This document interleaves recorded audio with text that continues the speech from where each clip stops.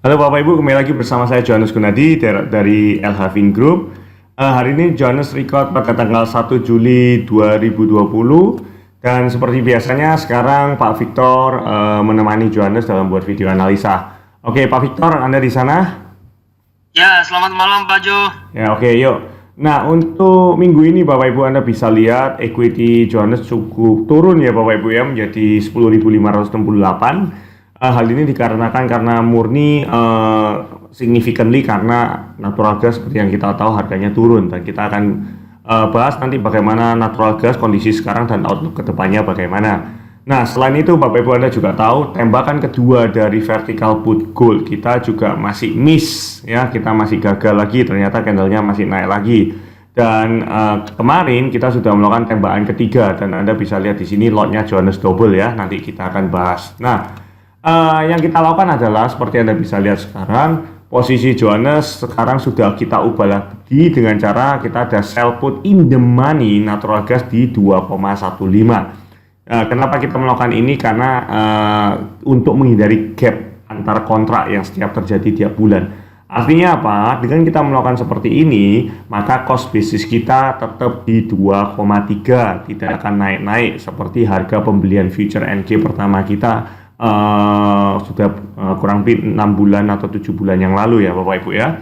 Dan Anda bisa lihat, katakan nih kita berandai-andai kalau natural gasnya balik ke 2,15 padahal belum balik ke cost basis kita yang di 2,3, maka angka 9.841 ini akan kita dapat semua sehingga kurang lebih 10.000, sehingga membuat equity Johannes kembali lagi ke level 20.000. Nah, jadi Bapak Ibu, artinya kita sudah bisa mengantisipasi atau kita melakukan sebuah manajemen di mana kita bisa buy and hold natural gas tanpa terkena efek samping yang menyebalkan dari gap up tiap kontrak itu. Oke. Nah, pertama Johannes akan bahas dulu yang masalah natural gas. Yang perlu Bapak Ibu tahu adalah natural gas ternyata dia memenuhi seasonalnya. Nah, kalau Anda bisa lihat Bapak Ibu, seasonalnya memang kalau dilihat dari pertengahan Juni sampai ini akhir Juli lah, minggu ketiga ya, bukan akhir-akhir banget Juli, ternyata memang trennya sedang turun. Tetapi ingat, seasonal hanya bekerja under normal business activity.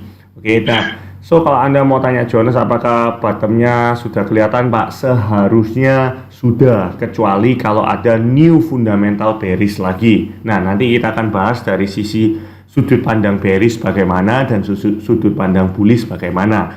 Tetapi Johannes cukup tenang melihat seasonal ini di bulan Juli ini sudah bottom. Artinya apa? Daging untuk downside-nya sudah tidak banyak lagi Bapak Ibu ya. Nah, yang Anda perlu tahu adalah di sini ada yang namanya laporan bull versus bear thesis. Apa itu tesis? Tesis adalah boleh dikatakan seperti analisa.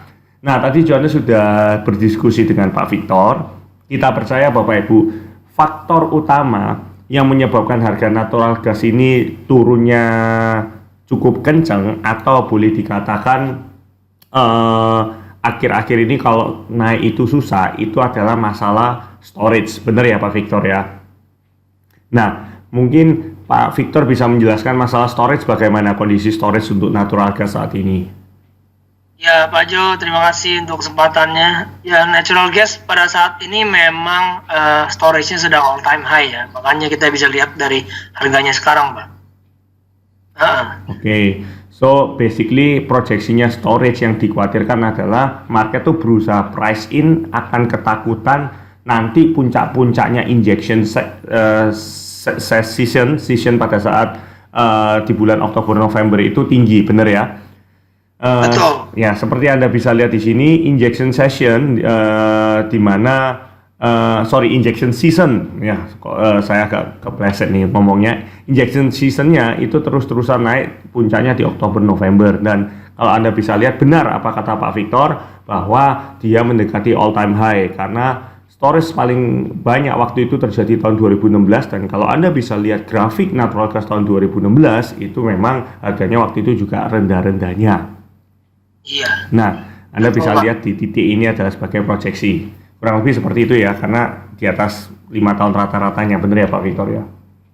Iya, betul. Oke, so Ya, pertanyaannya, jadi market tidak hmm, merasa ada kepanikan atau bagaimana akan kekurangan natural gas, makanya harga natural gas sangat rendah sekali pada saat ini. dan kalau mau naik susah ya karena banyak yang sambat-sambat tuh bahasa Indonesianya ada agak sedikit apa ya, mengeluh kenapa ini natural gas kok habis naik dikit dibanding turun, naik dikit dibanding turun, kesannya kekuatan naiknya susah gitu ya.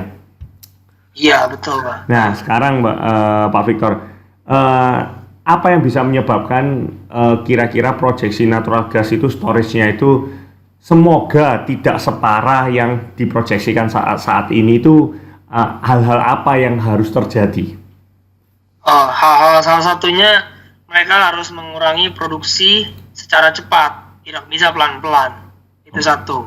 Oke, Nah, so dan kedua, masalah ekspor juga harus ditingkatkan. oke, kita bahas dulu yang masa production ya. Artinya Oke. yang Pak Victor maksud adalah walaupun production ini grafiknya memang turun ya, tetapi penurunan dari sisi demand-nya itu juga mengimbangi. Artinya production ini turunnya harus lebih kencang lagi ya Pak Victor. Iya, betul. Oke, so Bapak Ibu, Anda perlu ingat Anda juga harus mengikuti dari sisi production. Anda pastikan production natural gas ini kita berharap agar production natural gas ini bisa turun terus-terusan ya, dan turunnya lebih banyak lagi. Itu bisa mendukung atau mensupport harga natural gas untuk naik ya.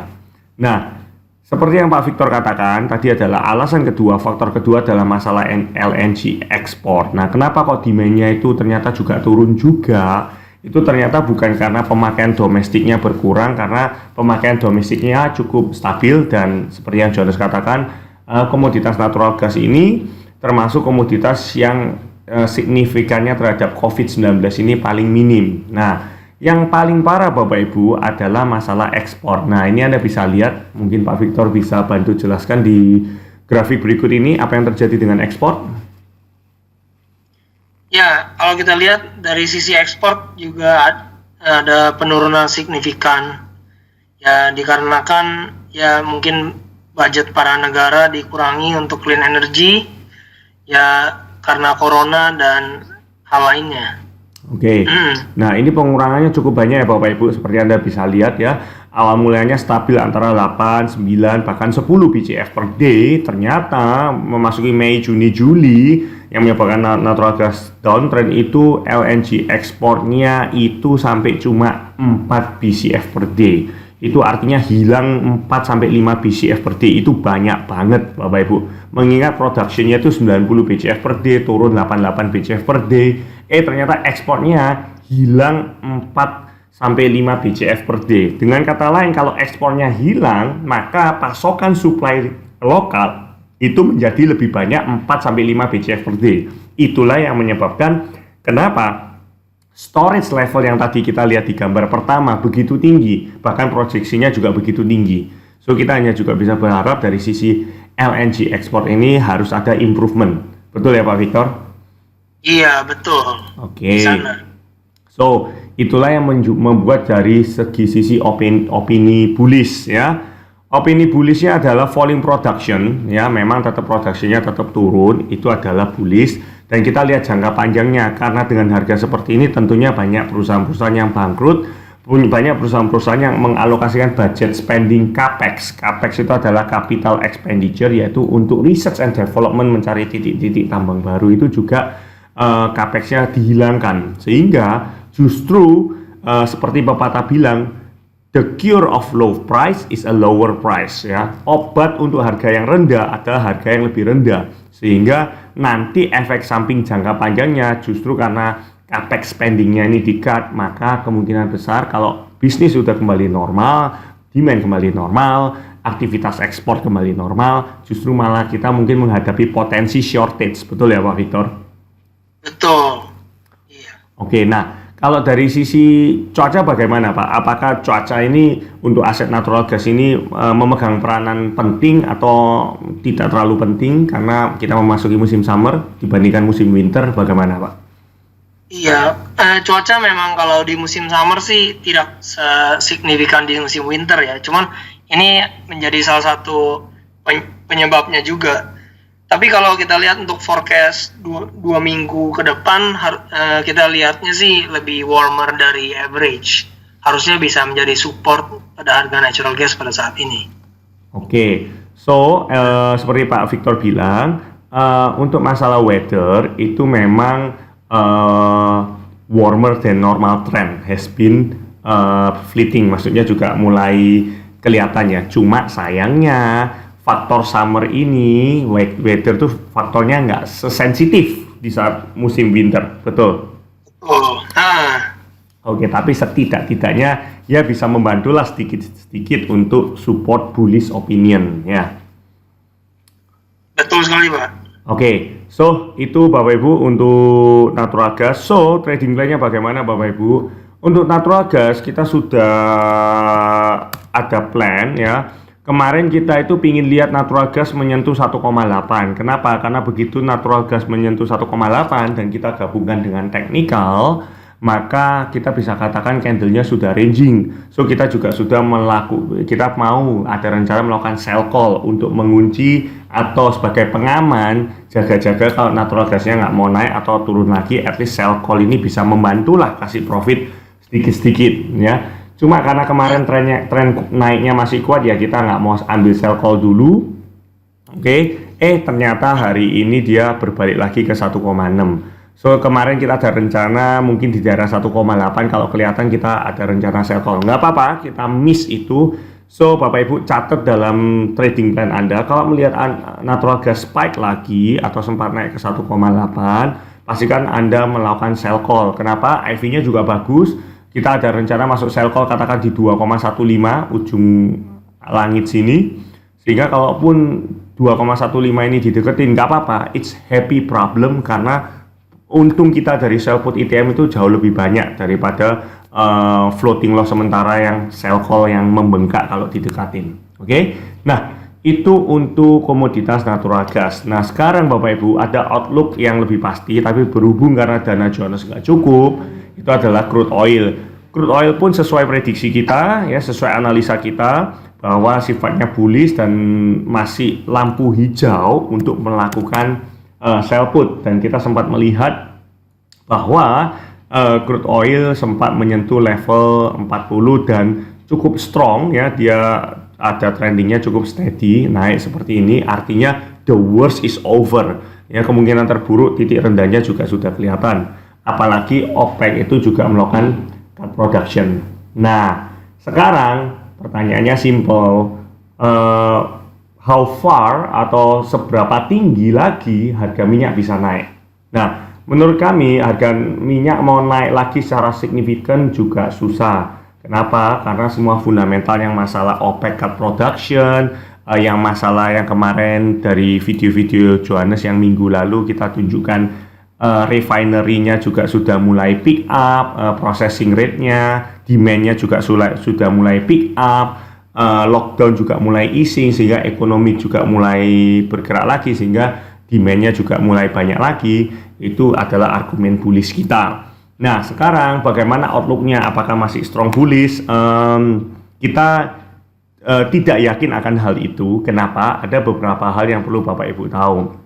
Nah memang hari ini hari pertama di bulan Juli dan Johannes baru mendapatkan laporan bahwa ISM-nya benar-benar improve a lot ya jelas karena lockdown-nya sudah di-easing.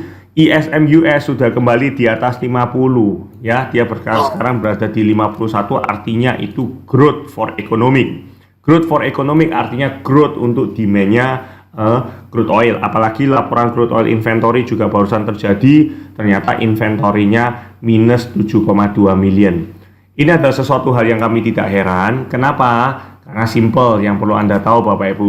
Satu, yang perlu Anda tahu adalah refinery ya. Anda bisa lihat US oil consumption karena lockdown sudah easing sudah recover up to 89% dari nilai rata-ratanya dibandingkan waktu lockdownnya lagi kenceng-kencengnya, itu consumptionnya cuma 69%, mati consumptionnya, sehingga karena harga minyak ini lumayan turun. Nah, di sisi production, Anda bisa lihat US crude production itu waktu kapan hari para-paranya itu processingnya 25% lebih rendah.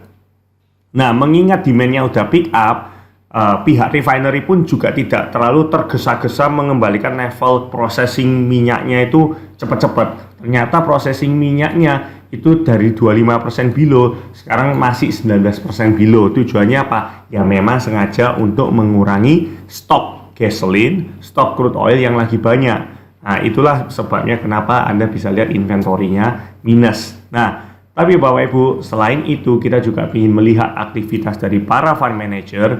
Anda juga boleh lihat fund manager yang beberapa minggu atau bulan yang lalu agresif buying, sekarang mereka mulai start selling. Mereka tidak terlalu bullish banget seperti minggu-minggu atau bulan-bulan sebelumnya. Nah, salah satu penyebabnya mungkin mereka juga sudah menyadari bahwa harga minyak sudah cukup di level yang sebagaimana mestinya, tidak underpriced banget seperti bulan-bulan yang lalu sampai $20, $10. Dan OPEC pun ada wacana yang kapan hari kita sudah tahu bahwa production cut-nya bakal diperpanjang sampai end of July. Ternyata Bapak Ibu, nanti ada rencana, ada wacana di Agustus, ternyata production cut-nya bukan diperbanyak tetapi di-easing. Artinya production cut yang awalnya ekspektasinya atau yang sudah dijalankan 9,7, artinya OPEC sudah melihat oke, kita production cut-nya nggak usah serius-serius banget, nggak usah besar-besar banget. Sekarang mungkin di-easing cut-nya cuma 7,7 million barrel per day, yang artinya bakal more crude oil come to the market, sehingga kalau harga minyak mau naik kenceng pun juga susah. So, buat Anda yang sudah memiliki sell put CL, trading plan-nya bagaimana? Simple Bapak Ibu, Anda bisa melakukan strangle, Anda bisa kunci, karena kita percaya kalau minyak sudah tembus ke angka 40, artinya dia dalam waktu 1 bulan, 2 bulan ke depan mau tembus lagi dengan kepala 5, itu susah. So, manfaatkan IV yang lebih tinggi, Anda bisa masuk CL, katakan di strike price kurang lebih sell call di 51 atau sell call di 52, marginnya free margin, almost free margin karena Anda sudah punya sell put, jadi Anda bisa nambah sell call. Tentunya jangan nekat, Anda harus pakai credit spread ya, katakan sell call di 52 kunci dengan sell call di 58, Anda bisa lakukan itu. Oke. Nah, itu analisa Johannes untuk crude oil. Nah, di sini Pak Victor juga ada kandidat yang lain. Kandidat dari Pak Victor sendiri adalah masalah jagung, corn. Nah, Pak Victor mungkin bisa dijelaskan dari sisi jagung. Kita lihat dulu grafiknya ya Pak Victor ya.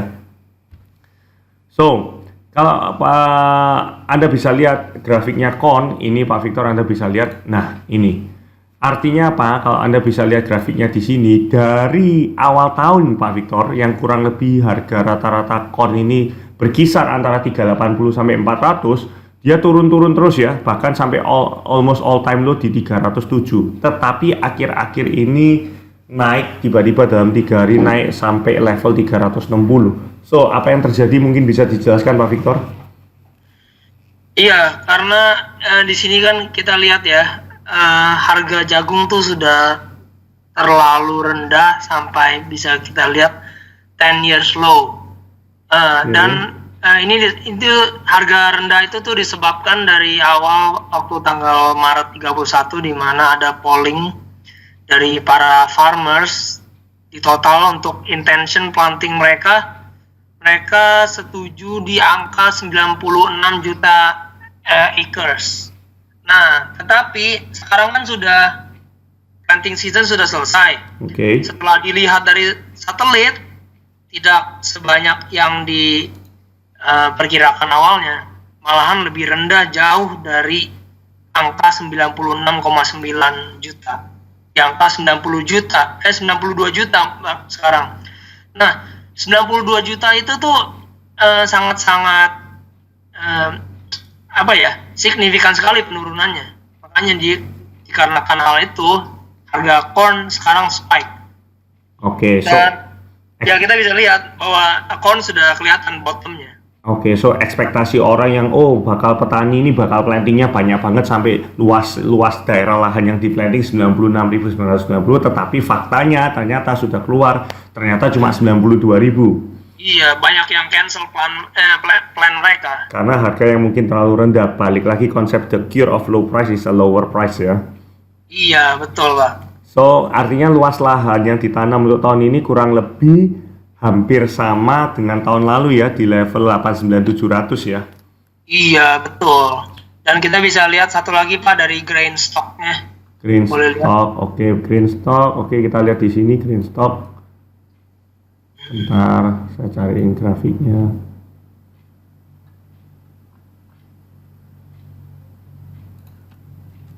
Nah, ini. Betul? Iya, betul, Pak. Oke. Ya, kita bisa lihat ya dari grain stock tahun ini ternyata hampir mirip dengan tahun lalu. Tidak ada stok berlebih atau tidak ada pengurangan yang berlebih juga. Nah, kalau kita mau bicara logika, harusnya harga tidak jauh-jauh dari tahun lalu juga. Oke, kalau begitu artinya di tahun 2019 seperti Anda bisa lihat grafiknya, Johannes coba buka agak besaran biar bisa kelihatan. Di tahun 2019 Anda bisa lihat rata-rata harga corn itu berkisar kurang lebih 380 sampai 400, bahkan sempat high-nya di 460. Nah, tahun ini dia artinya masih harganya secara rata-rata di bawah harga rata-rata tahun lalunya ya. Iya, betul, Pak. Oke. Masih terlalu rendah. So, artinya sell put masih rekomen ya Pak Victor, walaupun ini sudah 3 hari naik kenceng seperti ini, tapi daging atau spread potensi naiknya masih ada ya Pak ya? Masih, kalau menurut saya. Oke, artinya masih good to go untuk sell put ya? Iya, betul, Pak. Oke, nah pendapat Pak Victor juga Johannes sudah cek secara teknikal, sisi teknikal, IV-nya corn ternyata cukup oke, lumayan. Nah, kalau kita sudah tahu bahwa bottomnya itu kurang lebih di area 310 dan ini sudah kita percaya bottom dan tidak akan kelihatan lagi, apalagi adanya fundamental baru, lahan yang ditanam itu juga semakin kecil. Kalau Anda melakukan sell put kurang lebih di daerah seperti itu, katakan 320 atau 325, Anda bisa mendapatkan premi sekitar 200 sampai 250 dolar. Oke, dan Anda jangan lihat preminya aja, tapi lihat rate of return-nya. Nah, kita Johannes sudah lihat, Johannes koreksi 320 atau 325. Katakan kita di 320 ya, untuk kontrak yang Oktober sisa 80 hari, itu kurang lebih Anda bisa mendapatkan premi 225 dolar dengan margin yang cuma 1.000 dolar. Katakan kita pakai standar marginnya LH, tetap Anda setting di 2000, itu masih menghasilkan lebih dari 10%, tepatnya 11% return dalam waktu kurang lebih 2 bulanan. So, return yang cukup menarik ya, kita nggak mau terlalu agresif karena safety first ya. Nah, yang terakhir Pak Victor, secara teknikal saya juga melihat cek dari sisi seasonal. Ternyata setelah saya cek dari sisi seasonal, corn ini ternyata seasonalnya cukup strong banget, baik dari 5 tahun rata-rata, 15 tahun rata-rata maupun 30 tahun rata-ratanya, dia masih turun terus Pak sampai nanti pertengahan Agustus. Apakah kita perlu khawatir hari ini atau mungkin boleh nggak kita melakukan strangle sell call untuk menjaga-jaga sebagai pengaman kalau season ternyata corn bergerak sesuai seasonalnya? Boleh, bisa. Tapi kalau untuk saat ini saya belum melihat ada kondisi yang bisa membuat corn bisa turun tajam dulu untuk sementara. Oke. Kita harus menunggu sampai pollination mereka hampir selesai. Kita lihat bahwa kalau misalnya tidak ada threat cuaca atau semacam hal-hal yang membuat gagal panen, kita boleh sell call di sana. Oke. Artinya Pak Victor, kita boleh melakukan strangle, tetapi kita lakukan sell put dulu ya. Kalau nanti emang ada kenaikan, mungkin balik ke harga rata-rata tahun lalu di 38-an, kita mau kunci dengan sell call, boleh ya? Boleh Pak. Oke. Kalau gitu saya setuju ya. Jadi Bapak Ibu juga bisa gabungan analisa fundamental ini dengan analisa teknikal. Anda bisa lihat dari candle monthly-nya aja. Anda lihat kalau candle monthly-nya ini sudah ranging, which is sesuai 375 lah, nggak perlu terlalu perfeksionis sampai 380 karena juga ada moving average di sini. Anda boleh kunci dengan sell call sebagai bentuk pengaman kalau just in case seasonalnya bekerja dan harga corn turun. Begitu ya Pak Victor ya? Iya, betul Pak.